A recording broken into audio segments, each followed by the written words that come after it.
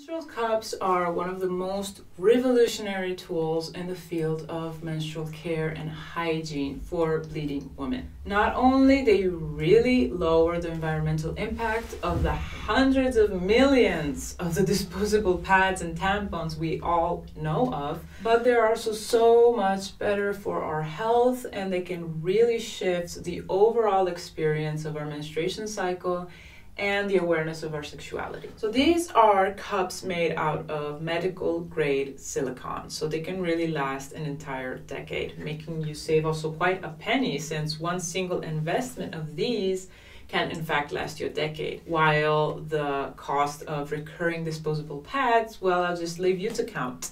But do know that in a lifetime, one woman usually consumes around 12,000 disposable menstrual pads.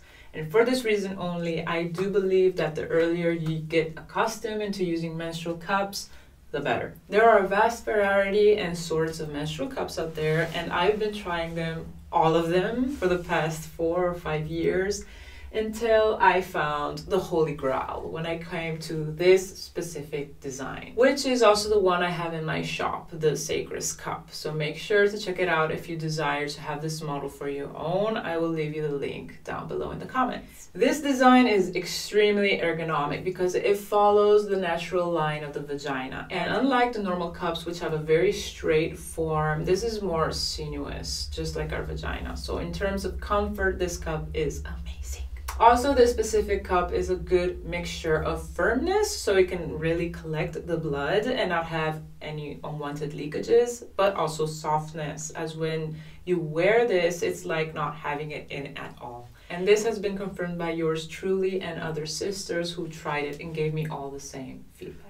So the ways to insert the menstrual cup is quite simple actually, but if you are a beginner, it may take you a few cycles to get it in right and get the hang of it. But fear not, as when you do get it right, it is quite exciting and it feels amazing. So please do not give up on the first or second or even third try.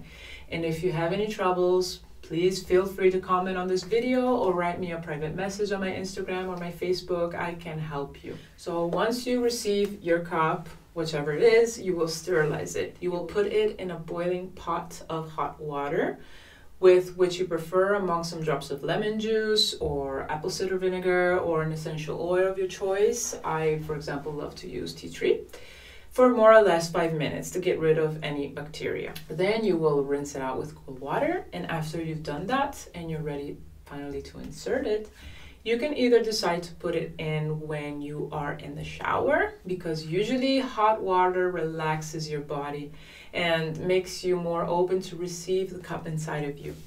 Or just make sure to have your legs spread wide open and being in a squatting position. Then you can either do the C-fold, simply folding it in half, or doing the back fold, pushing just one side downwards and having this kind of shape. You will then guide the rim of the cup to the bottom part of the vagina, and it will take some time to maneuver it in, but you will have to wiggle it in enough for it to bloom inside of your vagina.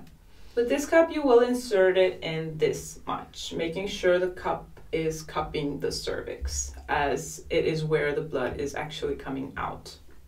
And if you don't know, the cervix is the part of our uterus that sticks down into the vaginal canal. It is typically round, even if it can be a bit pointed, and it will feel in general a bit like the tip of your nose. It also has a bit of an indent or hole in the middle.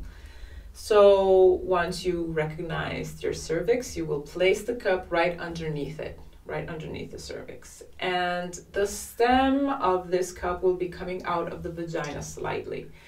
You will feel it gently leaning over the urethral hole, that is supposed to be the pee hole, due in fact to its curvy shape. So the normal cups usually have the stem that starts to poke the entrance of the vagina since it's straight. But due to this shape, it will most likely won't happen because it goes in fact upwards. If the cup is not opening when you are inserting it, maybe it does like this kind of weird form, you can just gently put a finger inside and go all the way around the cup. And this way you will create a sort of like vacuum in order for it to open up and seal in place. You can wear the cup up to 8 to 12 hours. I usually empty it around every 4 hours or so because I use my blood for other purposes, so I'm always collecting it. But usually you can wear it all day and empty it in the evening. If you have a heavier cycle, you might need to change it a couple of times during the day.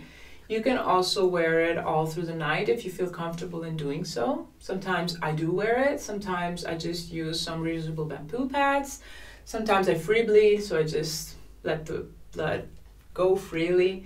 So just tune in and feel what your body wants from you. When you take it out, please be delicate and do not pull from the stem alone because it can really hurt you so bad. Simply remember of the vacuum. So with your fingers, simply pinch the bottom of the cup to release the seal and then gently take it out.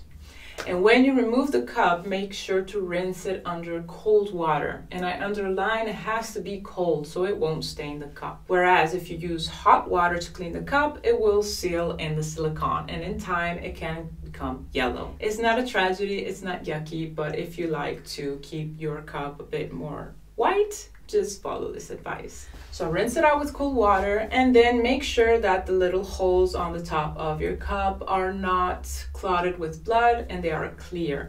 As if they are clotted, the cup won't seal inside the vagina when you put it back in. What I find very, very useful about using the cups is to actually see how much blood you are losing. So on the first day, maybe I fill up an entire cup. On the second day, it will be a little bit less and less and less and less until the end of my period. Also, literally seeing your blood is extremely empowering. And you will notice in time, maybe not in the beginning, but in time you will notice that there is nothing to be ashamed of or nothing disgusting or whatsoever. There are also many different ways you can use your blood once you've collected it.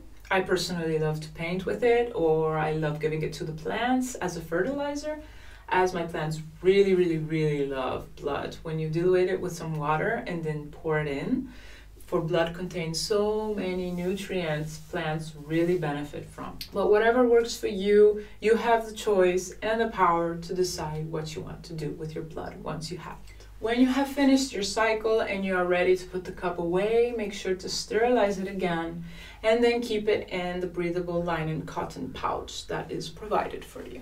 About the size, go for the SM size if you haven't given birth vaginally, if you haven't used in general tampons inside of your vagina or cups, and if you are a virgin or if you are having a low cervix. Meaning, if you place the finger pointer in your vagina a bit before having your period or also during your period, and you feel the cervix very well, and you feel it like quite low, probably the small cup will be good for you. Instead, if you have given birth vaginally, if you have already used a lot of tampons or cups in your life, or if you have a high cervix, meaning that if always with your pointer, you go inside of your vagina and try to look for your cervix moving around and you don't feel it, or you just slightly touch it with the tip of your finger, you probably have a high cervix, and I advise you to get a ML size. So this should be all. I hope that this video shed some light for you, and thank you for joining in, and I wish you an amazing period.